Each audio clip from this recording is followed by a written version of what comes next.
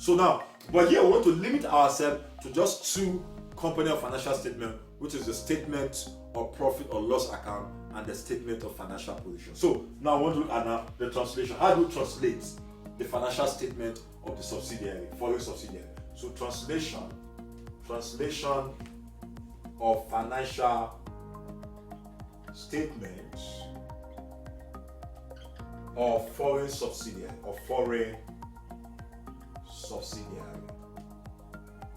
Translation of the financial statement of foreign subsidiary, which means so in this case now, I remember also we are going to limit ourselves to just two financial statements: the statement of profit or loss and statement of financial position. So statement now here we're looking at the statement of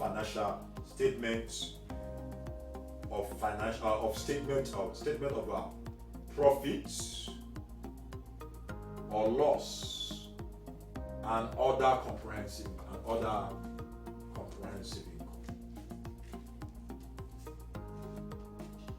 Which means in this case now, remember statement of profit or loss of a company make up your income and expense. I mean, income and expenses. Anytime you see profit or loss account, make up your income and expenses under profit or loss account. So now, because you see, you need a particular rate. We use rate to translate. We don't just go to arbitrarily and just start translating financial statement.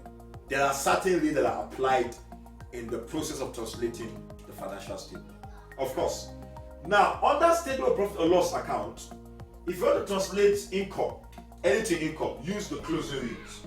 Remember, I have explained what the closing exchange rate. I've explained that. We say closing exchange rate. Sorry, I say closing. Sorry, it's a mistake. Not closing. Average exchange rate. Average exchange rate is used to translate the financial statement of the subsidiary, which means income. Sorry, that was the statement of profit or loss account. So, which means the income, anything income under profit or loss account, we use the average rate to translate the income. Anything expenses, we use the average exchange rate also to translate expenses. Remember, we said profit or loss account comprised of two things: comprised of income, comprised of the expenses. So, which means income will use average exchange rate, which will be given to you by the examiner. Then expenses use the average exchange rate to translate. So these are the how to translate statement of profit or loss account, statement of profit and other comprehensive income of the foreign subsidiary. We use income. Remember, I will say comprised of two things: income and expenses. Both income and expenses, you use the average exchange rate to translate that. Then the second one is the statement of financial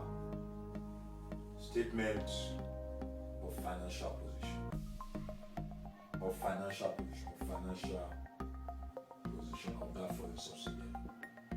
If you want to translate the financial position of subsidiary, remember financial position comprises of assets, liabilities, and equities. Assets use closing exchange rates to translate assets. Liability, whether they are non-current asset or they are current assets, any form of asset, use your closing exchange rate to translate that. Liability also use the closing. And remember, I have explained what the closing exchange rate is about.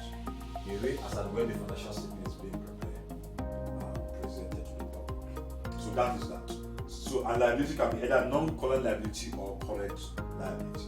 Then now, for equities, the exchange rate actually, remember, equity comprises of so many things. Equity comprises of ordinary share.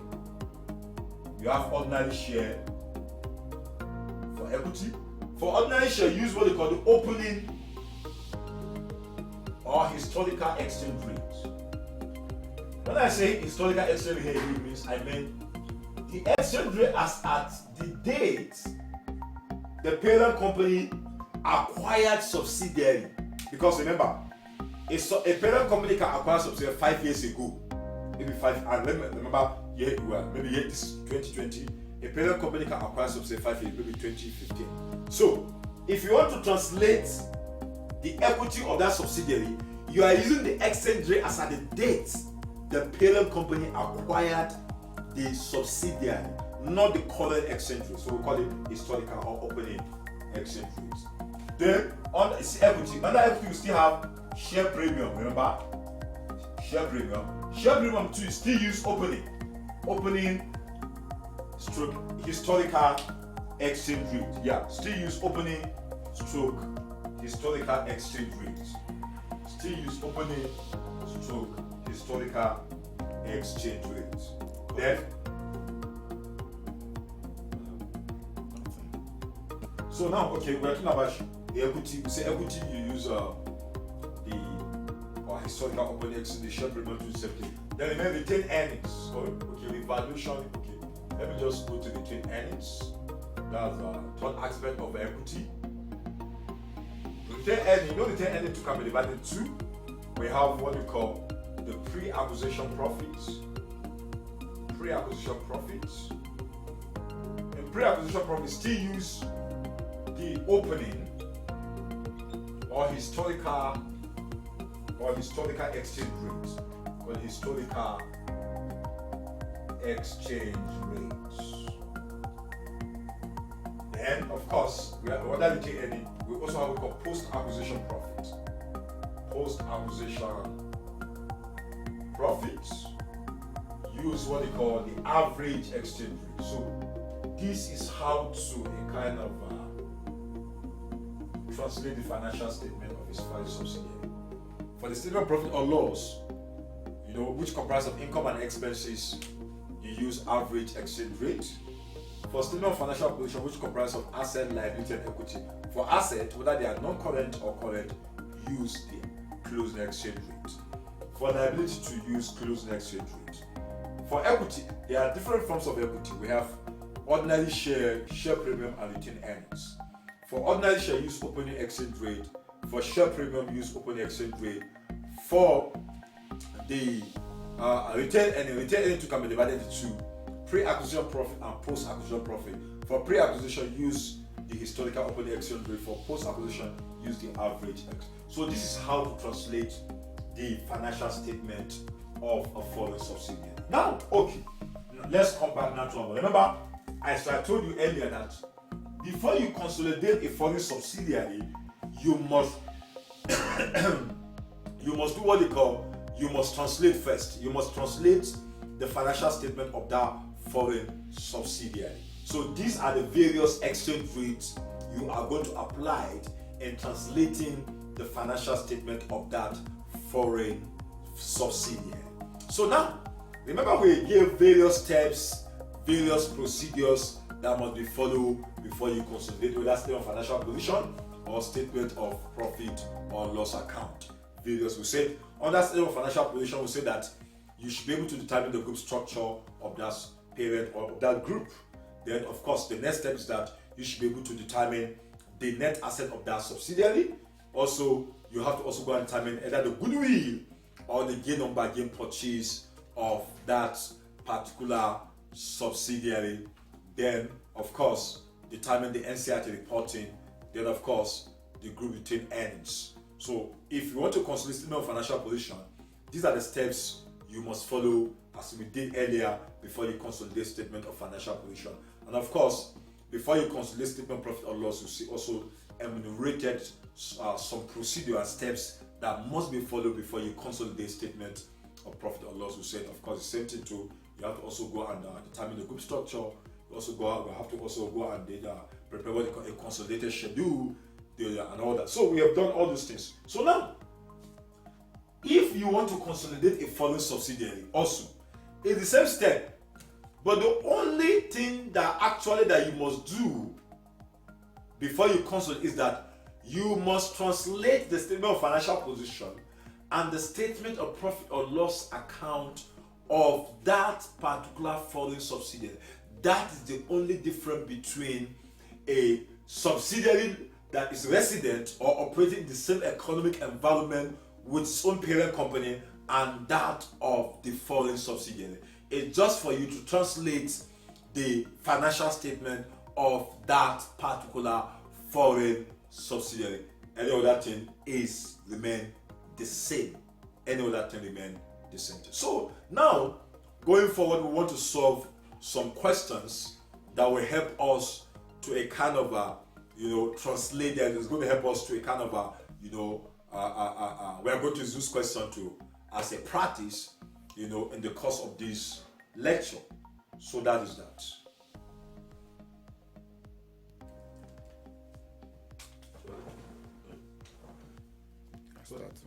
Let me see. Okay, now I want to look at the question now. The question that's going to help us to to look at how a foreign subsidiary, operates and how to consolidate the financial statement of foreign subsidiary. Okay, like this question say the draft financial statement of Harvard, a public limited company, and a subsidiary Krakow are sent below. Harvard and Krakow. Please, for the purpose of this our viewer, I want us to see, because this question actually is an ACCA question, but I want you to look at, the Harvard. Let's assume the Harvard of course operate in US, because their own currency there, if you see there is dollar sign. The Krakow is another currency, but let's assume that Krakow is actually operating in Nigeria. So let's replace that PLN, currency with Naira. Let's assume it's Naira and other. Please, that's just an assumption, so that you can have a better understanding of what I'm trying to communicate. That's why I say let's replace that currency of that Krakow, that subsidiary, with Naira instead of that PLN and all that. So, okay, so statement of financial position at 31st of December 2005. Harvard and Krakow is there. The asset, non-current asset, is there. If you go through the statement of financial position, you see there PPE, investment, Krakow, current asset, and all that is there. Now, they also give you here it's a combination of two things. It's a combination of statement of financial position and statement of profit or loss. It's a combination of two things, two financial statements now here. Statement of financial position and statement of profit or loss at the same time. Then if you go to additional information, we are given additional information, which is very, very important in consolidation. The first additional information is that here in this question, they give us the various, please, anytime they actually give you a question, anytime you see a question under foreign subsidiary, they must give you various exchange rate they are going to use. Any exchange rate you use, you need, it must be given by the examiner. So note that, very, very important for the purpose of consolidation, very, very important. So in this case, they give us all the exchange rate we need. If you go to the additional information number A, that's exchange rate. B now says that Harvard acquired 1,011,000 shares in Krakow for $840,000 on 31st of December 2002, when Krakow retained reserves stood at, let's assume it's 2,876,000 naira. Please remember I say let's replace that with naira. Yeah, Krakow operates as an autonomous industry subsidiary. Yeah, Krakow operates as an autonomous subsidiary. Its functional currency is Polish. So here, as I said, let's use naira.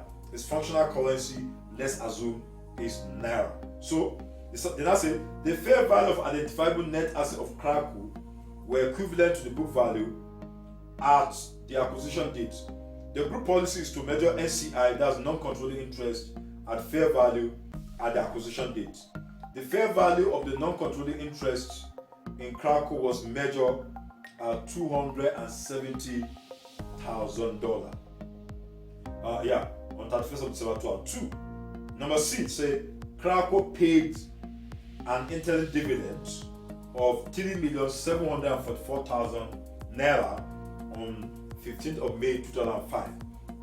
No other dividends were paid or declared in that period. So then that is C. D now says that no impairment losses were necessary in the consolidated financial statement by 31st of December 2005. So that is required. A.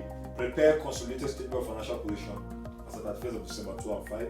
B. Prepare consolidated statement of profit or loss and other compressed income in an extra from the statement of change equity from the trading. So this, remember as I said, this question is a combination of both statement of financial position and the statement of the profit or loss. Statement of financial position and the statement of profit or loss. And then of course, so that is that. So now let's go ahead and start looking at this. Remember as I said, okay, in this case, we want to now start looking at what to do in this case. Remember as I said, in this case, first step or step one, or working number one, these are working first. You want to do all the workings. These are workings first. These are working. Working number one is I want to determine the group structure. We want to know, okay, what is the group structure of this? And the group structure we are told here is that the parent company is Harvard. Okay, now in this question we are not given the percentage of control. Remember I told you in our previous lecture that most of the times, or there are times the examiner might not give the students the percentage of control. Like for example, the examiner might not say, okay, that a parent company or Harvard acquire 80%, 70%, 60%, 90%, 75% and order into that subsidiary. Yeah, but there are times the examiner might give the number of shares the parent company acquired in that subsidiary. There are times. So, like in this question, two options can actually come. It's either the examiner will give you the percentage of control, or the examiner will give you the number of shares the parent company acquire in that subsidiary. Please note that if the percentage is not given to you, which means you have to go and convert the percentage to convert the number of shares that the parent company acquire to the percentage of control. So in this question, we are told that if you go to the additional information number B, they say Harvard, which is the parent company, acquired 1,011,000 shares into that subsidiary. So which means we have to go and divide. Okay, now this is the number of shares that the parent company Harvard acquired in Krakow. So now we want to now get, okay, what's the total number of shares that this subsidiary is having, which is the Krakow. If you go to the statement of our financial position, under the share capital, you see the number of shares. You see share capital of $1 per this thing. You see 1348 million, then times 100. I think that's going to give us like 75%. So if you multiply 1011 divided by 1348, you get 75%. Yeah. So which means Harvard has 75% in Krakow.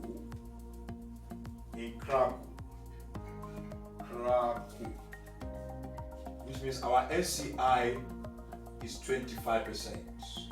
NCI is 25%. Of course, date of acquisition is first, because we are told they acquired 31st of December 2002 is the date of acquisition. So this is how our group structure supposed to look like.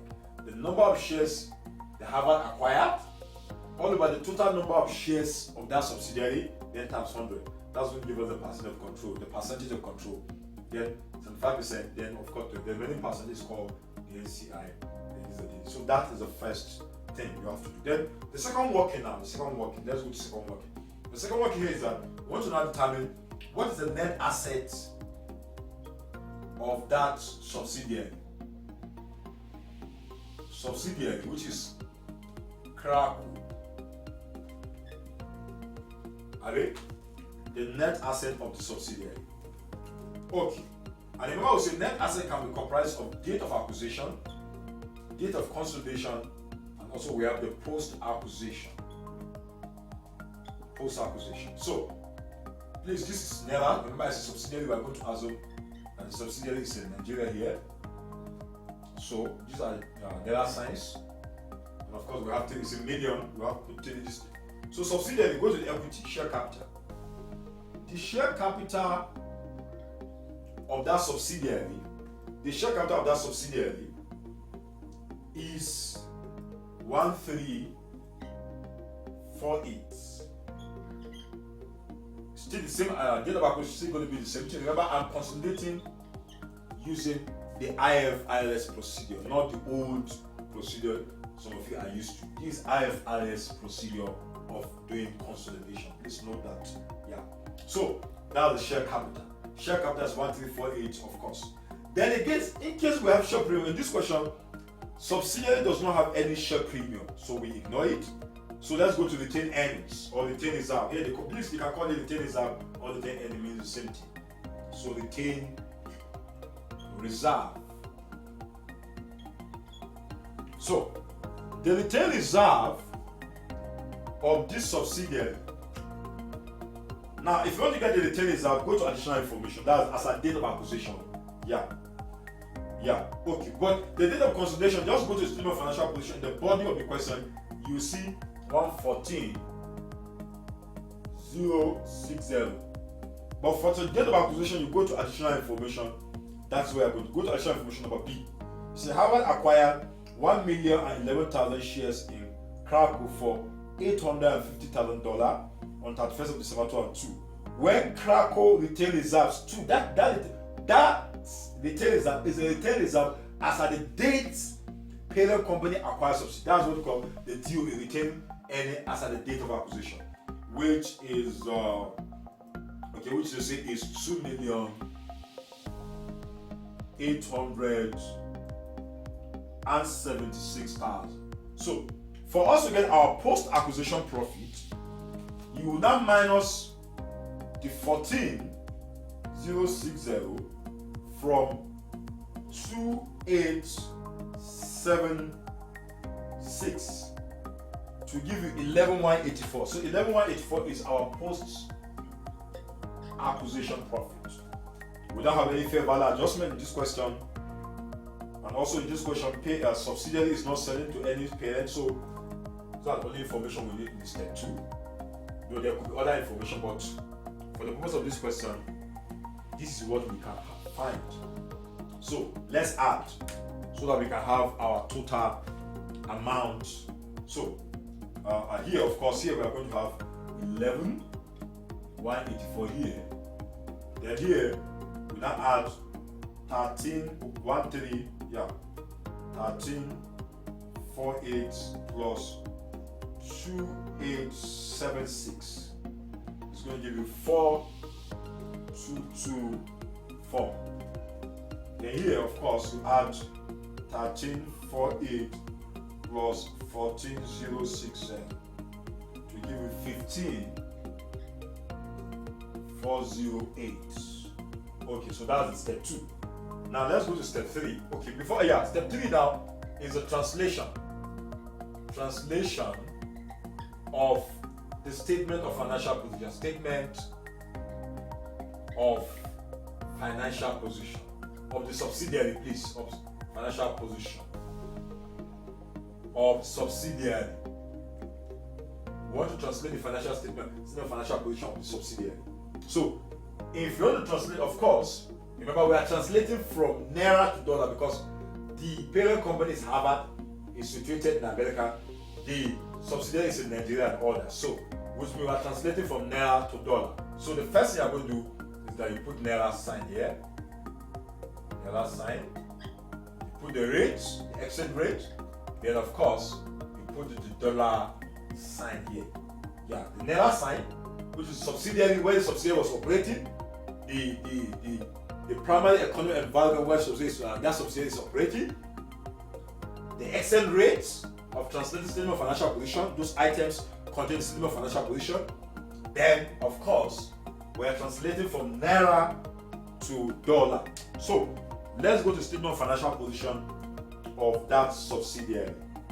Let's go to statement of financial position of that subsidiary. So, okay, so in that case, remember, we have PPE, property, plant and equipment.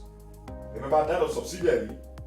Yeah, the PPE of subsidiary is 4,860. Then if you go to the exchange rate, remember we said that all assets are translated using the closing exchange rate.